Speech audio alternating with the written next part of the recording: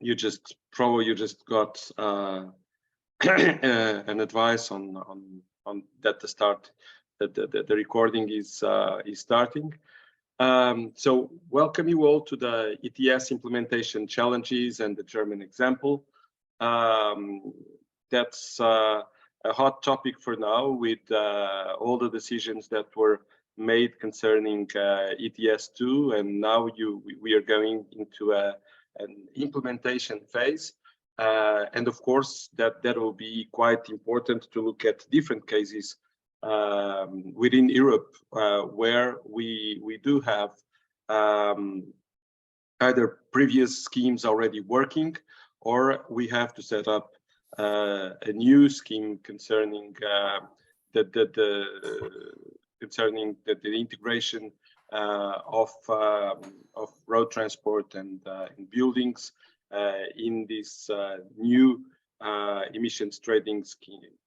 So sorry again for this delay, because we had a problem with Eventbrite and the Zoom link that was not sent properly as we were expecting. And we also have another delay because one of the speakers that was scheduled, Jacob Gratian from the EICO Institute, is not in, and therefore what we'll do is that I pass on to Sam van der Plas from Carbon Market Watch, actually the coordinator of the ETX Live project, and after a few words of setting up the scene by Sam, we will proceed with Anne Glasser from German Watch about the German example as one of the topics for today. So without further ado, Sam, please, if you can set up the scene concerning this ETS2, it would be great.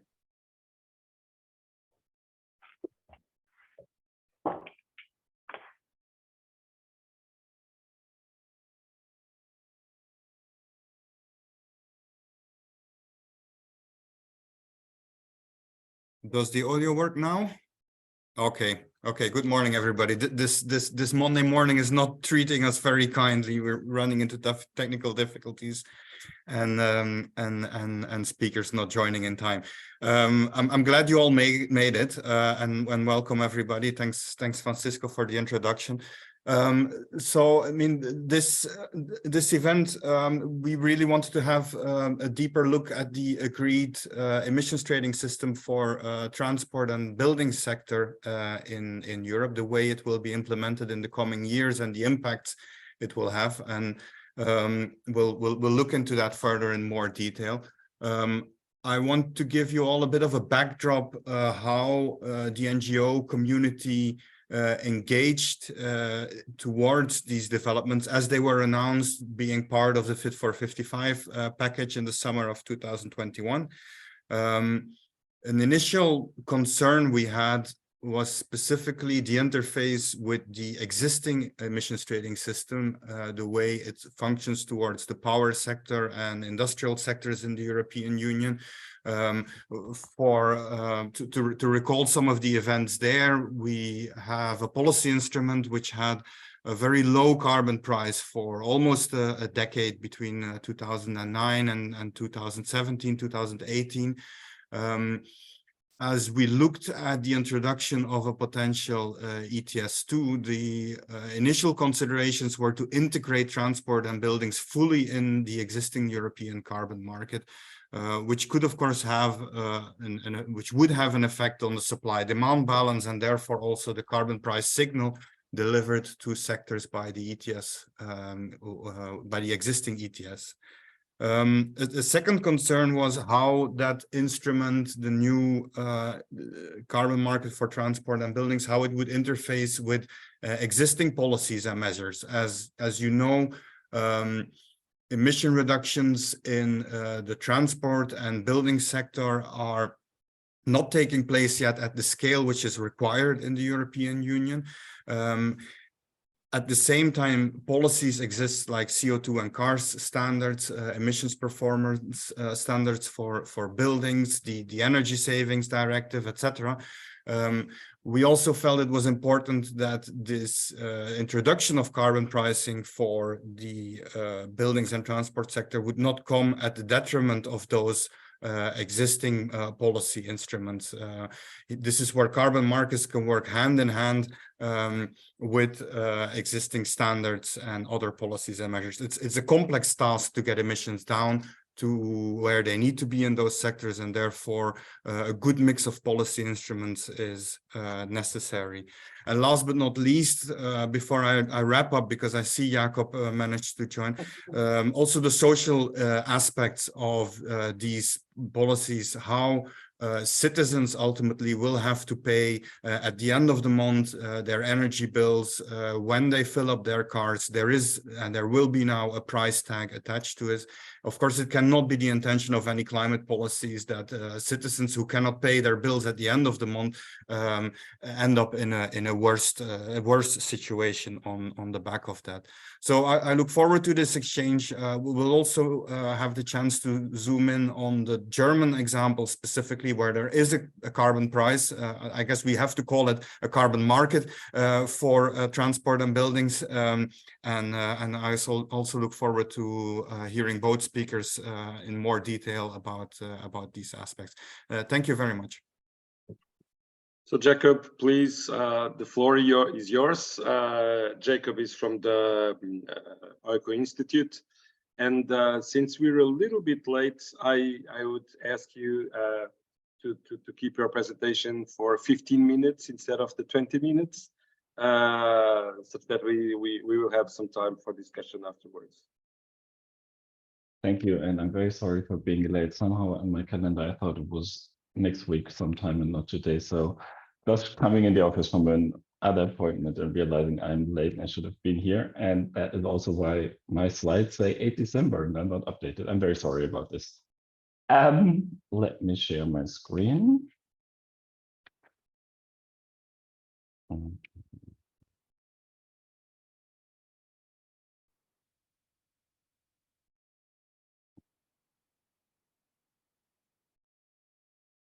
So we did a short study for AirClim on the ETS2. That was during the high time of the negotiations when Parliament and Council and Commission were in trilogue meetings. So not all of this is up to date anymore, obviously.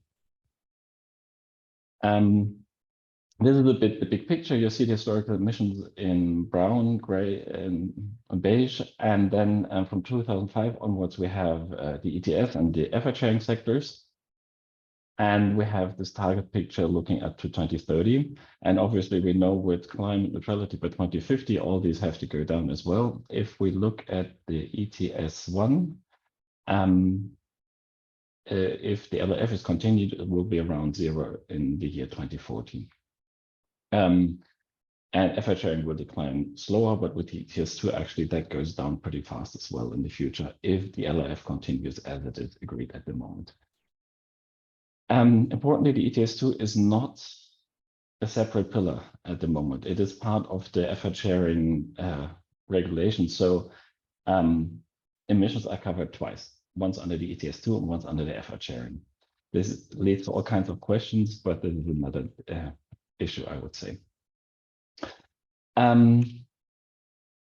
Now, why do we need the ETS2? I think that's no surprise here. We see that emissions from sectors under effort sharing regulation have not decreased much. In road transport, it has gone up, in all transport actually, but most important in terms of emissions is road transport. And we have seen so that policies so far have not been enough to bring emissions down for many reasons. One, of course, is political will. But also because it's much more complex than the stationary ETS and the current ETS1 with the large point sources, which of course is much easier to regulate and reduce emissions with single measures. And looking at 2030 and beyond, we do have a compliance problem. The effort sharing is, yeah, if effort sharing system is not enough to reach the targets, then the EU as a whole is going to miss the 2030 targets and beyond. So the ETS2 is one way to ensure that there's actually emission reductions on the ground. Now, this is a bit of what kind of policy can achieve which kind of impact. So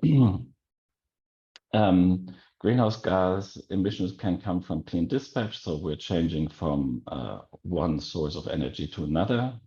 In the ETS1, that would be replacing switching between coal and gas or renewables. Of course, we can have accelerated investments in climate neutral assets, whatever that means, cars, electricity generation, heat.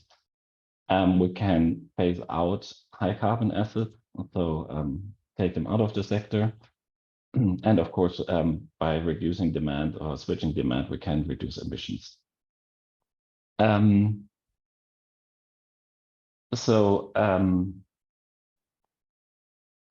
The ETS2 then has a role in all of these dimensions because it puts a price on emitting carbon, so that leads to clean dispatch. It's becoming more cost efficient to cycle, if that is your internal cost calculation. It should lead to faster pickup of electric mobility, for example, or heat pumps instead of gas boilers. At the same time, phasing them out, and of course, the price will reduce demand.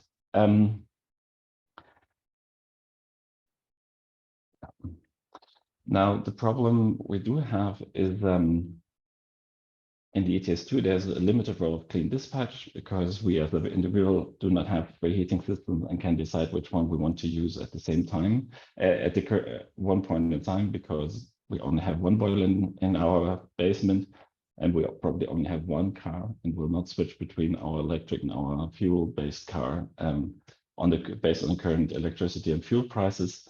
But it should help bring in these climate neutral assets faster and decommission high carbon assets, and it should help in reducing demand.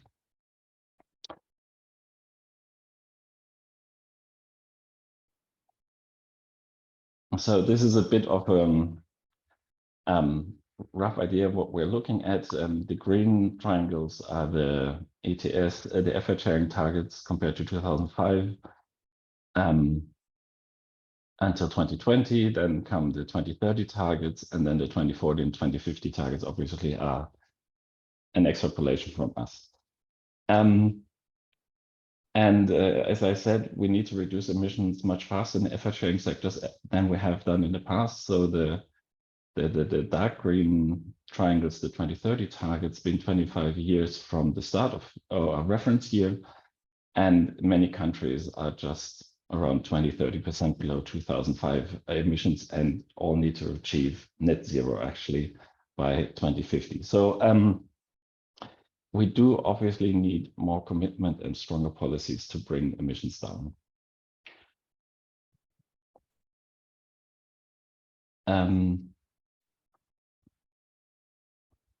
Yeah, I don't think we need to go into these issues. I think you have all seen the final agreement. I think it's quite strong that the Parliament could bring through that to add small industry and small energy installations into the ETS that increased emissions by roughly 20%. The later start year is of course a disadvantage, but looking at the big picture, that's probably not such a big issue.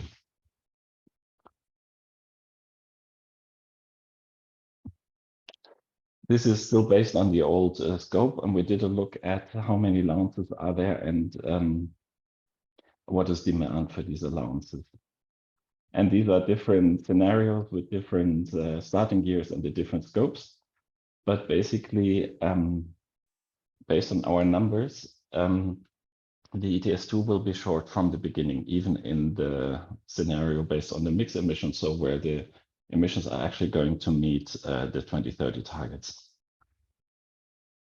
That has several implications. One, of course, is that the CO2 prices will go up quite quickly. We will not have the issue we had in ETS1, that the initial allocation was so high that were struggling for decades to come up with a decent CO2 price, which has an effect. And it will mean that all these safeguards are probably going to be triggered early on in the ETS2. And I've seen that in the press, people say we have a price cap at 45 euros. This is not really the case, because it's only trigger of 20 million allowances in theory, which can be inserted in the market once per year. And of course, 20 million allowances are 20 million allowances are 20 million tons of carbon. This is bad. But at the same time, I don't think that small quantity is going to have a big impact on the CO2 price, because based on my numbers, it's going to be short quite a bit. The legislation says that this trigger can only be triggered once, but it leaves a loophole for political intervention. I think this is going to be the big issue in the future. If the prices go up too much, then there's going to be a strong political push to act, and then the Commission might be considering or might actually propose that these triggers are going to be triggered more than once. In theory, we have the 3 different triggers: the 45 euro trigger, the if price is double trigger, and the if price is triple trigger. And only one of these can be triggered per year. But there's a loophole saying if the Commission deems it adequate, it can propose to have multiple issuance of allowances in 1 year.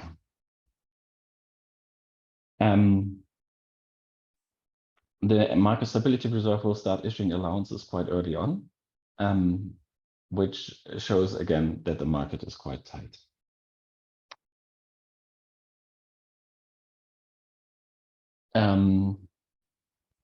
I think this has all been addressed, so we can skip this slide.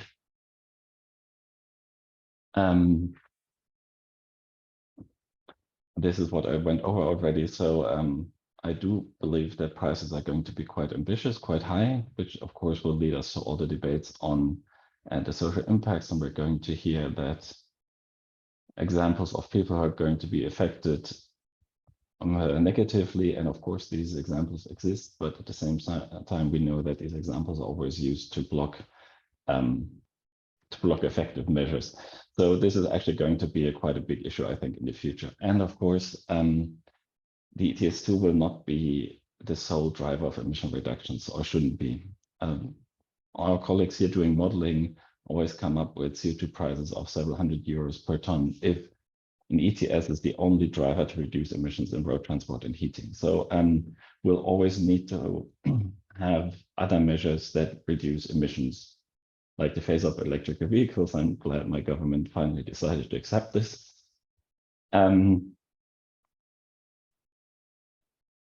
Of course, support for exchanging heating systems and so on.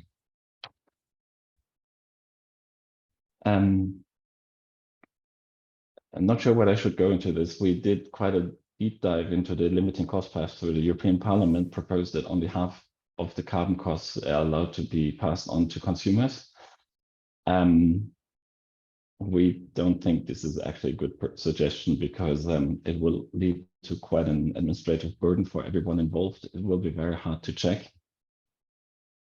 And except for last year, when the profits in the oil industry were really extreme, half of the carbon cost is actually quite a bit of, or a very large share of the profits of these installations. So we don't believe that would actually be feasible, and it would, of course, reduce the incentive for consumers to reduce emissions. So it would basically take away the steering signal we want to have from the ETS2. So if we're worried about negative social impacts, I think we need to look at most effective people and how we can help them, and not by trying to limit the cost pass-through, basically undermining the ETS.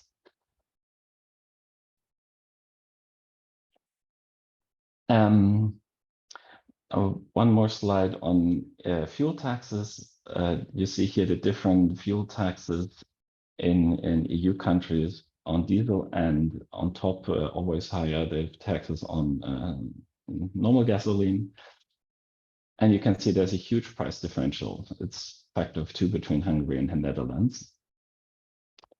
And the this is converted into euros per ton. You can see that this fuel price is much higher than any carbon prices we're going to expect. The fuel excise duty, so the taxes, is much higher than the CO2 prices we're looking at least in the short term. Of course, they work hand in hand. So the ETS2 is on top of that and increase the price signal, but it also shows us the limit of such a price signal. If a price of 350 euros per ton has not achieved substantial emission reductions, then adding another 50 or 100 euros on top of it will not be the big game changer either. So the ETS2 is good to support other policy, but it is definitely not the one bullet that's going to solve our emissions problem in these sectors.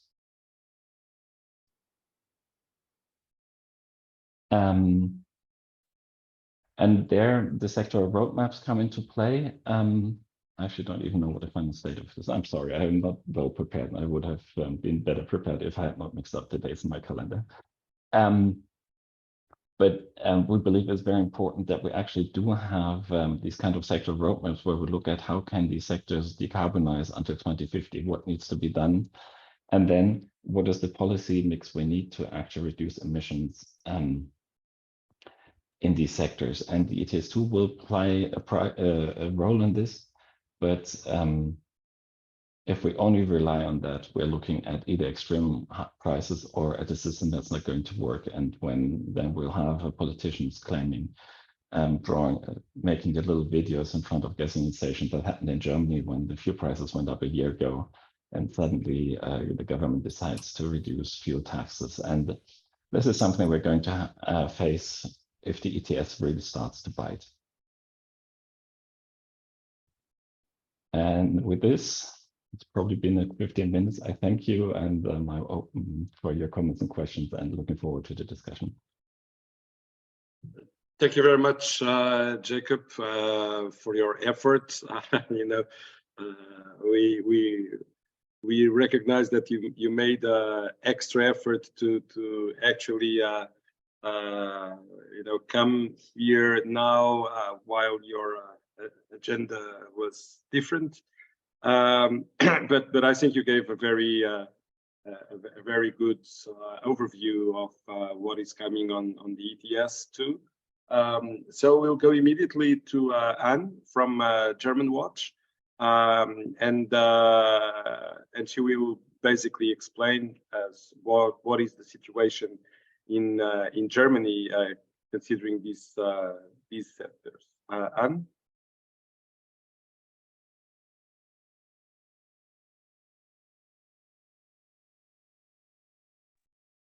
Hi. So yeah, I just missed what you said. Are we? Yep, no, I just gave you the floor. So. Okay, cool. Yeah, thank you so much. My name is Anna. I'm working as a senior policy advisor on carbon pricing at German Watch. We are based in Berlin, and we're focusing on German and European climate politics. Yes, as most of you know, Germany has already a carbon price for heat and road transport, and I'm going to briefly present you the German national emission trading system and some lessons learned, yeah, from the implementation. I'm trying to share my screen.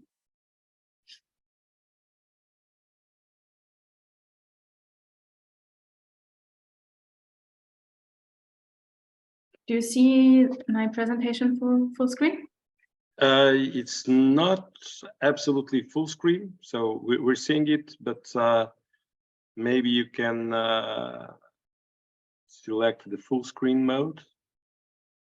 Yes, that's it. Perfect. Okay. Perfect. Thank you so much. Okay, and now you see my second slide, isn't it? Cool. All right. Yes. Okay. Now the German national emissions trading system. I will just start with the basics. Germany has an emission trading system since January 2021, and the scope in terms of sectors is road transport, buildings, and process heat and small industries. That is the scope in terms of fuels, and it's actually it covers all relevant fuel. That is heating oil, natural gas, liquid gas, gasoline, diesel, and now also coal. And it is an upstream system, which means the distributing companies are charged the carbon price, in contrast to a downstream system where the end consumer would pay the price, which is of course not really feasible when it comes to emissions from road transport and building. So in these, if these sectors are concerned, we usually have an upstream system. And it just means the distributing companies will sort of pass on the cost to the consumers. I think one of the most important features of the German emission trading system is that we have yearly rising fixed prices until 2025. So we don't have a hard cap, and then the price will just come through demand and offer, but we have yearly rising fixed prices and then a price corridor. I'll show you what this looks like. This is the original plan for the carbon pricing evolution. These numbers have changed a little bit by now, but I will come to this in more detail later. So this was the original plan. So we started very low with only 25 euros in 2021, and then the price went up by 5 euros a year, and then some years later it will rise by 10 euros per year, and then only in 2026 we will have a price corridor with prices ranging from 55 euros to 65 euros. So we see we have basically until the ETS2 will be introduced, we will not have a real trading system with a hard cap and free prices in Germany, but we will have these fixed prices and then a price with a quite narrow price corridor. But I will go into more detail on this a little bit later. Then my last point on the basics is the revenues. Of course, when we talk about carbon pricing, the revenue use is always one very important point, very controversial, of course, what to do with the revenues. And well, in Germany, all the revenues of this emission trading system goes into a dedicated climate fund. And from this fund, Germany finances support programs. It's mostly used for support programs, both for building renovation, that is like heat insulation and heat pumps and so on, and also electric cars. And then the remaining revenues is used to sort of refinance an electricity tax cut. So it's a little bit difficult and not so important, but in Germany we used to have a special fee, and so we had quite high electricity prices, and then the government decided to lower these electricity taxes, and part of the revenues are used to refund this. But the majority of revenues is used for support programs. However, in Germany we have a coalition of 3 parties, and they always draw up a coalition treaty, which in Germany is quite an important document. The government always refers to this coalition treaty, and in this treaty, the government actually decided, or the governing parties decided to use the revenue for a climate dividend. And I will also comment go into more detail on this later. So the government is planning to use the revenue to finance some sort of lump sum payment and climate dividend, but this has not been implemented yet, and there's actually very little progress on this so far. But yeah, let's discuss this a little bit later. Okay, so this was just the basics on the national emission trading system. Now, very briefly, some thoughts on whether the national ETS has been crisis-proof. Well, as you know, last year we've had very high energy prices, or actually even an energy price crisis, one could say. And what happened against the backdrop of these high prices, the government postponed the planned price increase. So the government proposed to freeze sort of the current carbon price, and the parliament agreed. So as you've seen in my last table, it was planned to increase the carbon price by €5, but the government decided to just freeze the carbon price and not have this €5 increase. I will show you what this looks like now.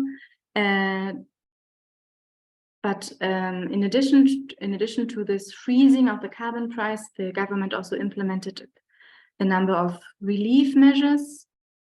I think it was this happened in many other European countries as well. So we had relief measures such as this fuel discount, what Jakob also briefly mentioned in his presentation. So we had relief measures which partly counteracted the steering effect of the existing carbon price. I mean, the existing carbon was very low anyway, so the steering effect is not very substantial, but we actually had these relief measures which were heavily criticized because they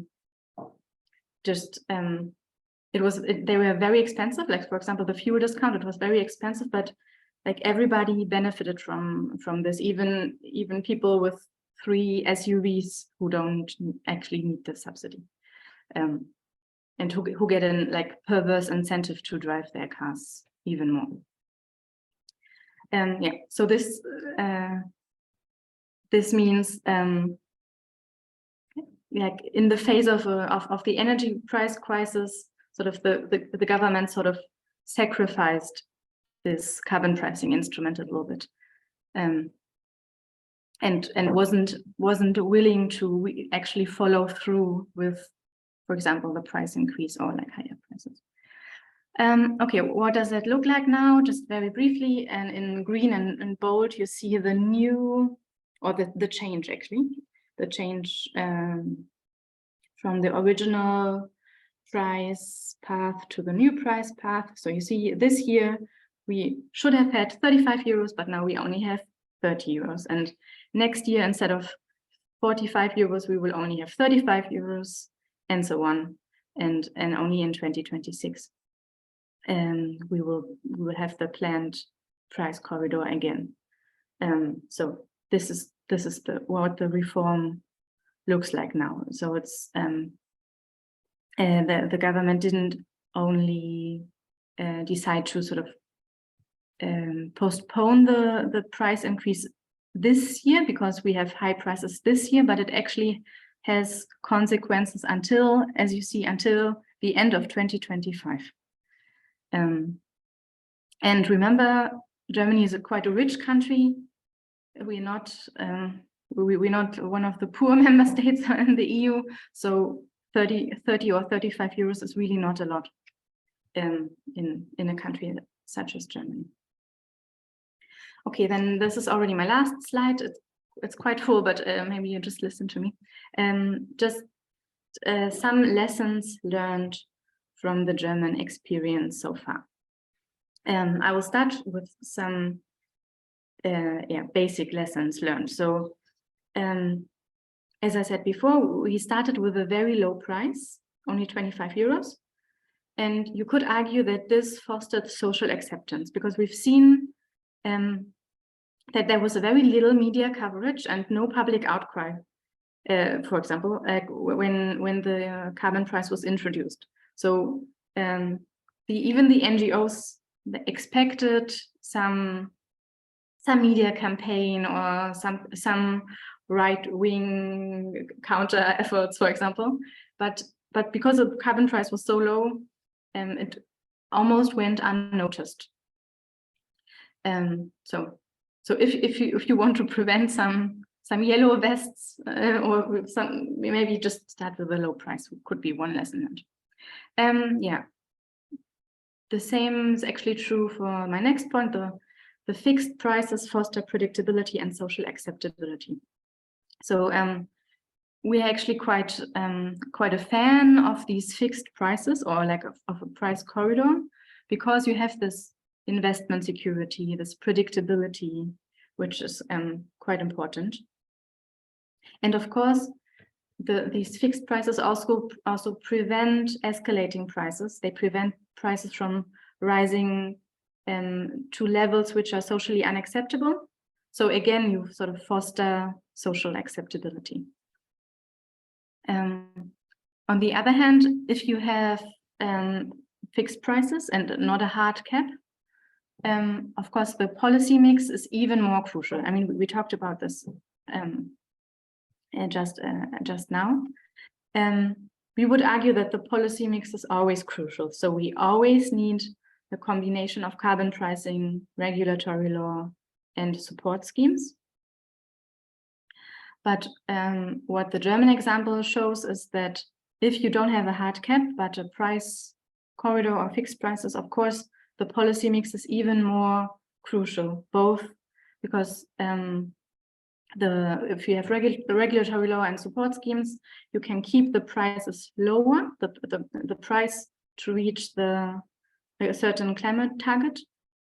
You keep the prices lower, but of course, you also need these complementary instruments, because the price alone will not reach. You can't reach your climate target just by pricing. And what we see in Germany is that we have very low carbon prices still, but we have very inadequate complementary instruments, especially in the transport sector, but also in the building sector.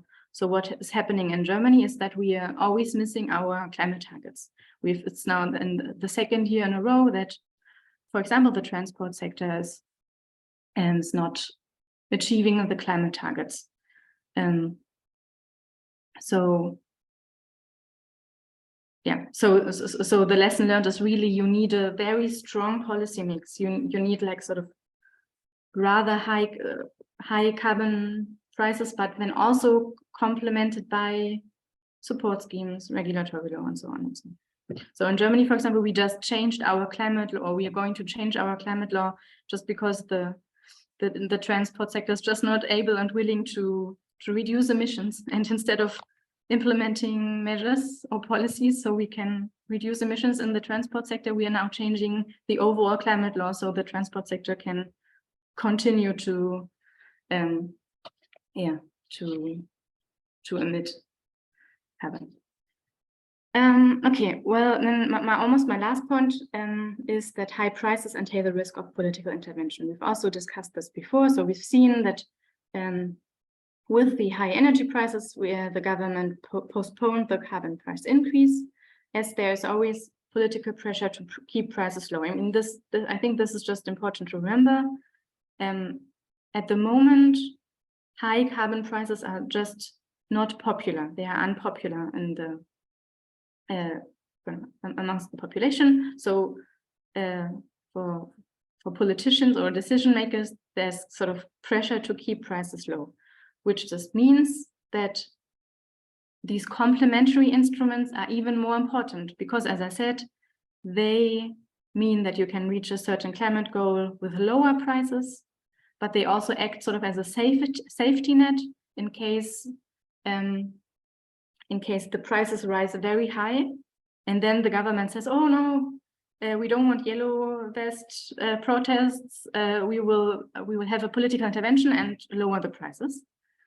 And then if you only have sort of a carbon price and then you have a political intervention, of course, there you will fail and you will not reach your climate target at all.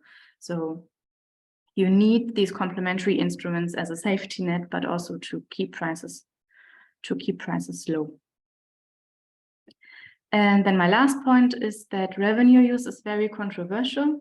And this is a topic which is very much discussed in Germany. It's also very controversial amongst environment and social NGOs. Like we've been discussing this for years, and it's still a hot topic. So one major issue is the question whether we want to use the money for a climate dividend or for support programs. That's a big argument. But as I said before, in the coalition treaty, our government coalition parties agreed on introducing this climate dividend, and they are still working on it, but there's very little progress because also the ministries don't agree on the specific design of this climate dividend. And also even the social and environment NGOs don't agree on the recommendations for design, because some say, it should just be a lump sum payment, very like administratively easy to implement, and some insist on adjusting the payment according to income, so they have a social graduation sort of. So yeah, I won't leave it at this, but the revenue use is very controversial, and we've really made little progress in Germany on these revenue use issues, which is of course problematic if when we want to have higher prices, because we need in order to have higher prices, we need some instruments to foster social acceptability. So either with like support programs which are targeted towards lower income groups, or with some sort of climate dividend. But of course, you need some instrument. You can't just implement very high prices. And we see in Germany that this issue is very, very controversial, even to the point that we have no progress at all. Thank you so much. I'm happy to answer questions. Okay, and thank you very much for your presentation. Before the questions, and Jakob and Anna, you already have some questions in the chat, I believe. So you can take a look, and if anyone would like to ask something, please just raise your hand, and if you don't want to use the chat, and you go directly to the question. Just to let you know that it happened the same in Portugal. We do have a carbon tax on road transport fuel. It was approximately 5 cents per liter, but it has been suspended by the end of 2021 due to the rising prices. And since that time, it was not updated. So it has been handled as a political instrument, and concerning, but not without any schedule, as we have in Germany on the prices for each year that were also modified, but in the long term, we will basically see how things will adapt with the ETS2. We already have not only questions in the chat, but we have 4 hands raised, and we only have, like, I would say 10 minutes, 15 minutes maximum. We will end by 10:15. So I will give the floor to Ryan, and then to Jan. Yes, good morning. Thanks so much. Yes, I'm Ryan from the London Stock Exchange's carbon research team. Really interesting discussion this morning. I'm very interested, perhaps a question to Anna.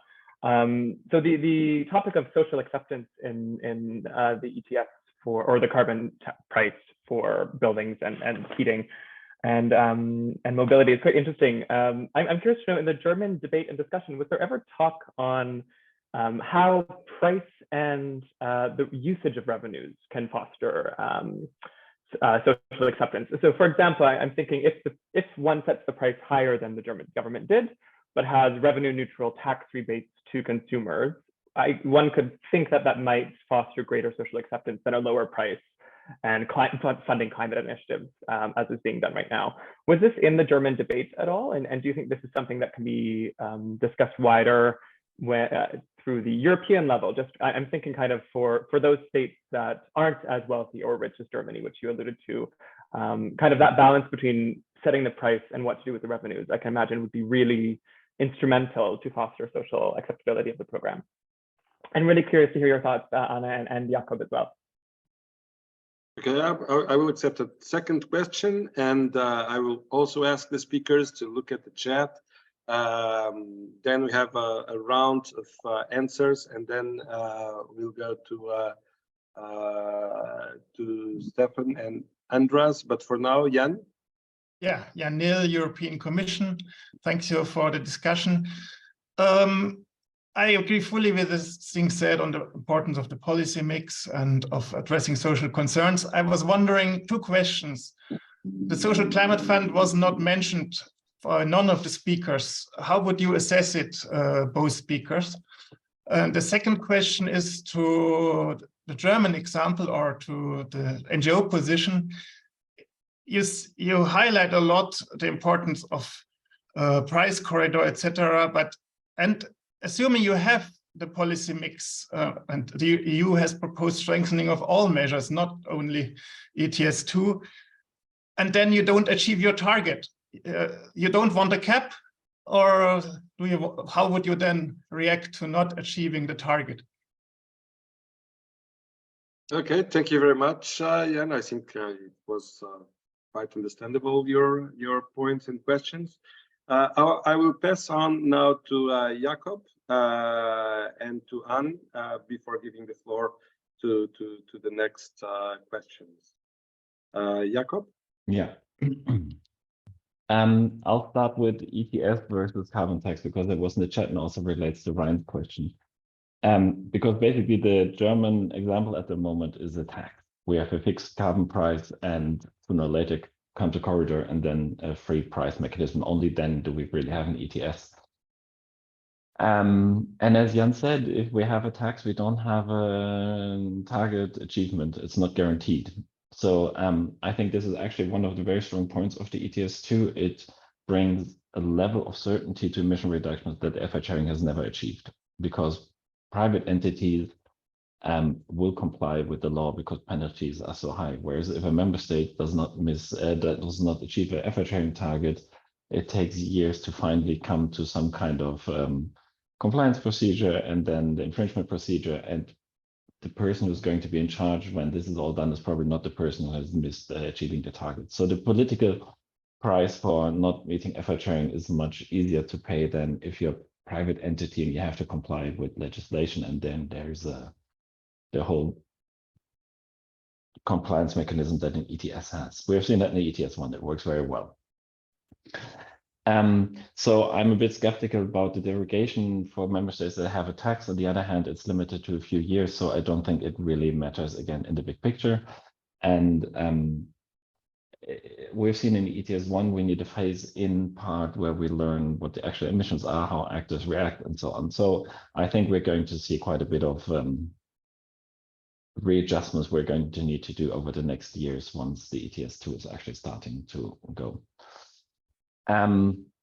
Another point on revenue use in Germany at the moment, because it is a fixed price and not a cap, emissions can be higher than the sectoral targets for these sectors, which means Germany will not achieve the effort sharing targets, which means Germany has to buy AAs, so emission allocations from other countries.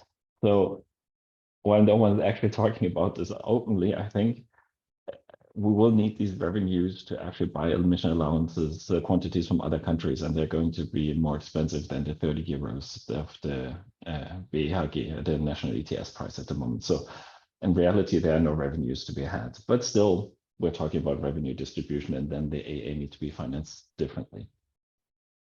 On the social climate fund, not really my topic again, so I prefer not to go into deeply. I think it is one of a very good element. I think it's crucial how the funds are actually going to be used in these countries. And of course, it's not the only revenue stream. We have the sort of climate fund sending money to the poorer countries. then likely emission reductions in the poorer countries are going to be higher in the ETS2 than in the richer countries, because the first and easiest impact on higher prices is to reduce consumption, so travel less, heat less, which means that we're able to sell allowances in the ETS2, and they're also going to be able to sell effort sharing quantities. So there's quite a lot of money going to these countries, and I think the crucial point is going to be use it in a way that ensures emissions go down and social hardships are addressed. Okay, thank you, Jakob. Anne? Yeah, I will start with the Social Climate Fund. We really welcome the Social Climate Fund because we think it's a very important tool also of European solidarity, and of course to make carbon pricing compatible with social justice goals. However, we were really disappointed that the volume of the Social Climate Fund is now lower. We would have really like to see at least the volume proposed by the European Commission, and also importantly, I think in the next reform of the Social Climate Fund, it will be important to link the volume of the fund to the carbon price. So right now the carbon price is not capped, whereas the volume of the Social Climate Fund is capped, and sort of I think it makes much more sense to directly link the volume of the fund to the carbon to the level of the carbon price. Yeah, but all in all, it's a very good instrument. It just needs to be equipped, I guess, with a little bit more money and also with more co-finance, as the Commission proposed. Yeah, concerning the price corridor, I mean, yeah, German Watch is always very much in favor of this price corridor, only for reasons of social acceptability and investment security. However, of course, I completely see the point that it's now also a priority to reach climate targets, and then a hard cap will actually be more suitable if we look at our climate targets, obviously.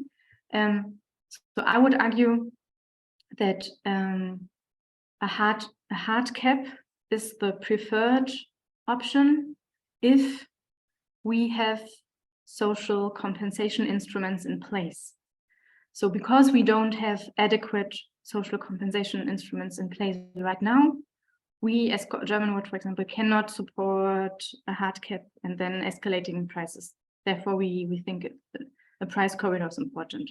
But if we have targeted and effective compensation instruments, like really targeted support programs or like a climate dividend, then of course the prices can and should be very high.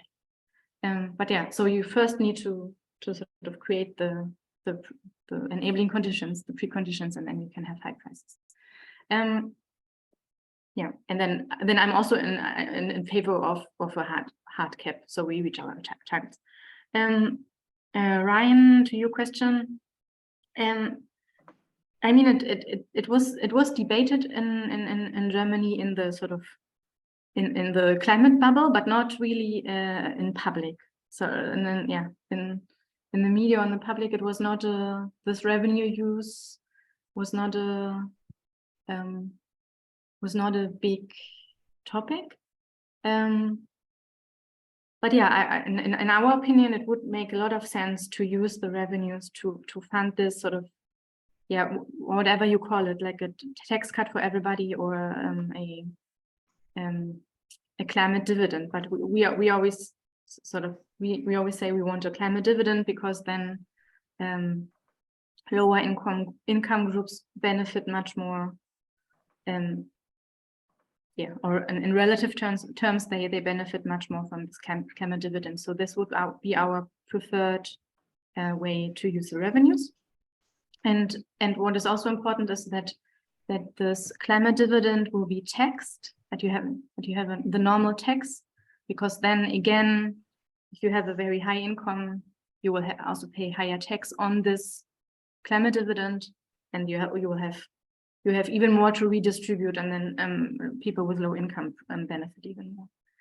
And can you just wrap up, because we're 7 minutes from the end and there are still 2 questions?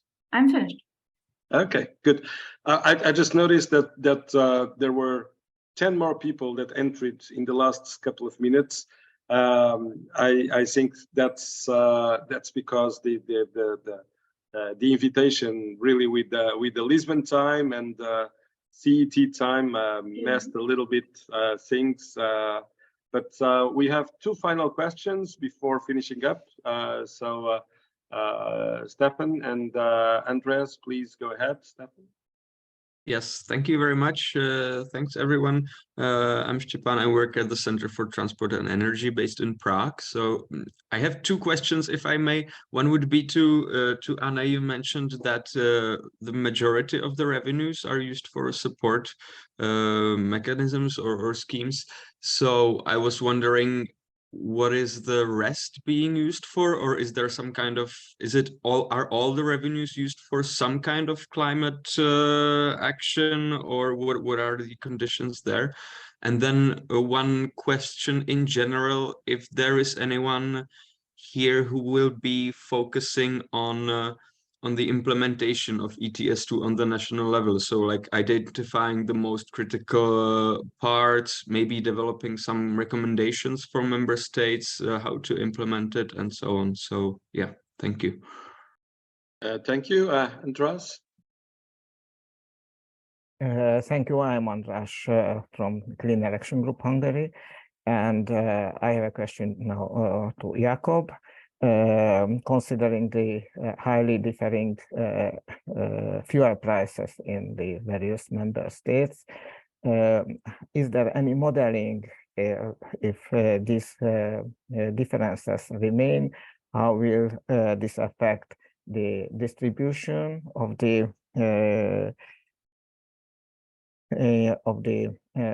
how will this affect the carbon prices in different countries? How it will affect the trading between countries? So, is there any modeling, or do you think these differences will decrease in the carbon taxes? And I have 2 questions to Anne. First is, do you think that raising of the increase in the fuel taxes would increase fuel tourism, for example, from Poland and Luxembourg?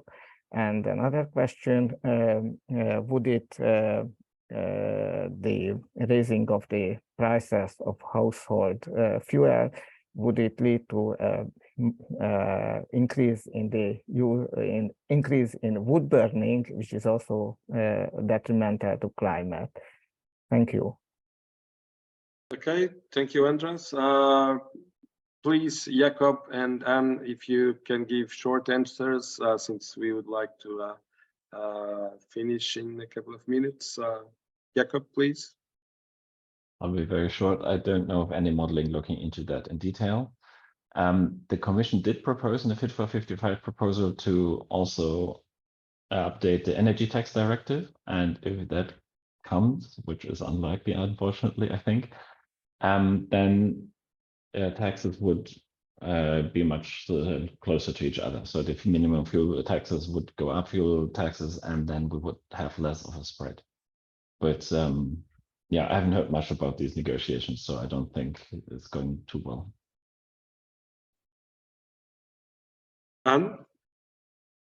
Yeah, so there were a lot of questions for you too. Yeah, the vast I will be brief. The vast majority of the revenues goes to these support programs, and then, as I said, we had this sort of the government took away this additional fee on the electricity price. So we had a sort of a decrease of the electricity price, which means that also people with lower income benefit more in relative terms, because compared to their income, for people with low income, the electricity bill is higher.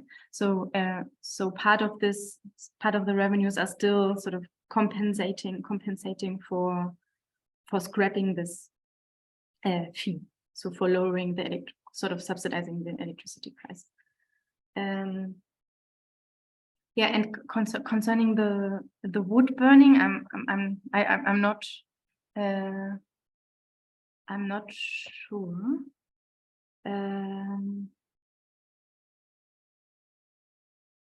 No, I can't answer this because it's not like coal is covered, but I mean normal wood is not. So maybe it could lead to an increase in this kind of fuel burning, but I think it might, but I also think the overall impact might be low because not many people in Germany have like an oven which is suitable for this kind of fuel. So I guess it might only be a small impact. Okay, thank you very much for both speakers. And now we're just 1 minute from the end time, but Sam, please go ahead with some final notes before the end. Thank you very much, Francisco, and I'll try to live up to the time limits here, but they're very limited. Look, this was extremely interesting, and I definitely learned a lot. I hope the same goes for the rest of you. Really, the starting point for this whole discussion is also the carbon pollution coming from those sectors we're looking at, and we know how notoriously difficult it has been to get CO2 emissions where they need to be in those sectors. The ETS2 really sits at, I would say, many crossroads we encounter in carbon pricing, climate policy instruments. The first one is how markets interact with other regulatory policies and measures. The second one is how the European system, a European carbon price here interacts with national policies and national measures. And the example of Germany was loud and clear here. And last but not least, also the interface between carbon pricing instrument and the social impact was also a big part of the discussion here. I just want to wrap up with mentioning a couple of next steps for the implementation of the agreed legislation. In the chat, Jan Nil kindly shared the agreed legislative texts. I mean, this is what will be implemented in the coming years. And I think also responding to some of the questions raised by Stefan from CDE. First, the monitoring reporting of the emissions under the ETS2 will start in 2025. The fuel suppliers will have to report their 2024 emissions as of 2025. What was also mentioned is the possibility for member states to opt out of this ETS2 if they have a national carbon price. I think that was raised in the chat as well by James. We are not yet aware of member states who are opting out. Definitely from the side of Carbon Market Watch, we also don't see reasons to do so. On the contrary, there is a top-up possibility for member states where they can decide to increase the ETS2 price nationally based on a top-up tax or a multiplier. So here is a way for governments to actually build and reinforce the carbon pricing signal delivered by the ETS2 at national level. Last but not least, the Social Climate Fund will become operational in 2026. So that's 1 year before the start of the carbon pricing for buildings and transport. Between 85 and 90 billion euros will be available between 2026 and 2030. Perhaps not enough, but it's definitely a good start. Here also, member states will have to draw up national social climate plans in order to clarify how they want to spend these resources, how they want to invest it on climate-related measures, keeping in mind the social impact. These plans will have to be consulted with stakeholders at national level. So this is where also civil society actors can, and I think should, have a role to play, to be consulted in the drafting of those plans and to give input. We definitely look forward to stay in touch with you on many of those issues, and I also look forward to the next ETS talk. Thank you very much. Thank you very much, Sam. Again, sorry for the confusion in terms of the Zoom link and the time zones, and but I think it was a very good discussion. We recorded it. We will send it to all of you, and have a good week of work, good Easter break if you're taking one. And again, as Sam just said, we will welcome you for the next ETS talks very soon. So let's keep in touch. Okay. Have a good week. Thanks so much. Happy Easter, everyone. Thank you. Thank you very much. Have a nice day. Thank you. Bye.